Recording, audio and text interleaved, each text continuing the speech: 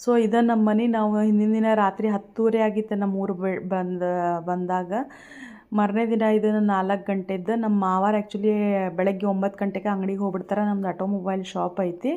ಆಮ್ಯಾಗ ಅವ್ರು ಮಧ್ಯಾಹ್ನ ಬರ್ತಾರೆ 4 ಗಂಟೆಗೆ. ಅವ್ರು ನಾವು ಬಂದ್ವಿ ಅಂದ್ರೆ ನಾವು ಮಧ್ಯಾಹ್ನ ಅವ್ರು ಬರಬೇಕಾದ್ರೆ ಏನೇನು ಬೇಕು ಹುಡುಗರಿಗೆಲ್ಲ ತೊಗೊಂಬರ್ತಾರೆ. ಅಂದ್ರೆ ವಂಶನ ಫೇವ್ರೇಟ್ ಎಲ್ಲ. ಅವ್ನು ಮಿಲ್ಕ್ ಶೇಕ್ ಲೈಕ್ ಆಕೈತಿ, ಯಾವ್ದು ಕೇಕ್, ಐಸ್ ಕ್ರೀಮ್, ಚಾಕ್ಲೇಟ್, ಅದಕ್ಕೇನೋ ಇದನ್ನ ಇಲ್ಲ. ನಾ ಎಷ್ಟು ಬ್ಯಾಡ ಅಂದರೂ ಕೆಳಂಗಿಲ್ಲ. ಅವ್ರು ಅಂತಾರೆ ನಿಮ್ಮ ಊರಾಗ ನೀವು ತಿನ್ನಿಸ್ಬೇಡ್ರಿ, ಇಲ್ಲಿ ಬಂದಿರ್ತಾರೆ, ನಮ್ಗೆ ಏನು ಬೇಕು ನಾವು ಅವ್ರಿಗೆ ತೊಗೊಂಡು ಬರ್ತೀವಿ ಅಂತಾರೆ. ಅಂದ್ಕೊಳ್ಳಿ ಅವ್ರು ಫುಲ್ ಮಜಾ ಇರ್ತೈತಿ ಇಲ್ಲಿ ವಂಶಂದು. ಇಲ್ಲಿ ಬಂದಂದ್ರೆ ಆ ಕೇಕ್ಗಳಂತೂ ಅವು ತಿನ್ನಕ್ಕೆ ಬ್ಯಾಸಾಗಿರ್ಬೇಕು ಅಷ್ಟು ತರ್ತಾರೆ. ಆಮೇಲೆ ಹಿಂದಿನ ರಾತ್ರಿನ ಜಿಲೇಬಿ, ಅವ್ನು ಮೋತಿಚೂರ್ ಲಡ್ಡು ಲೈಕ್ ಆಕೈತಂತ ಅದು ತೊಗೊಂಬಂದಿದ್ರು. ಇಲ್ಲೇ ಮೌಶಿ ಬಂದಾಳ. ಅಂದ್ರೆ ನಮ್ಮ ಮಾವಾರ ತಂಗಿ ಮಗಳು. ನಮ್ದು ರಿಲೇಷನ್ದಾಗ ಮದುವೆ ಆಗೈತೆ ಅಂದ್ಕೂಳೆ ಆಕೆ ನಂಗೆ ಮೌಶಿ ಅಕ್ಕಾಳ.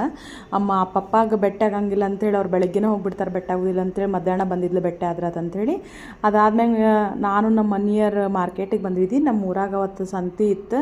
ಆ್ಯಕ್ಚುಲಿ ಮಾರ್ಕೆಟ್ ಕಾಯಿಪಲ್ಲೆ ಎಲ್ಲ ನಮ್ಮ ಮಮ್ಮಿನೇ ಮಾಡ್ತಾರೆ. ನಮ್ಮ ಮನಿಯರ್ ಯಾರ ಕರ್ಕೊಂಬರ್ತಾರೆ ಅವ್ರನ್ನ. ಬಟ್ ಅವತ್ತು ಅವ್ರಿಗೆ ಬೇಸರ ಆಗಿತ್ತು ಅಂದ್ಕೂಳೆ ನಾನು ಬಂದಿದ್ದೆ. ಆ್ಯಕ್ಚುಲಿ ವಾಯುನ ಮಲಗಿಸಿ ಬಂದಿದ್ದೆ.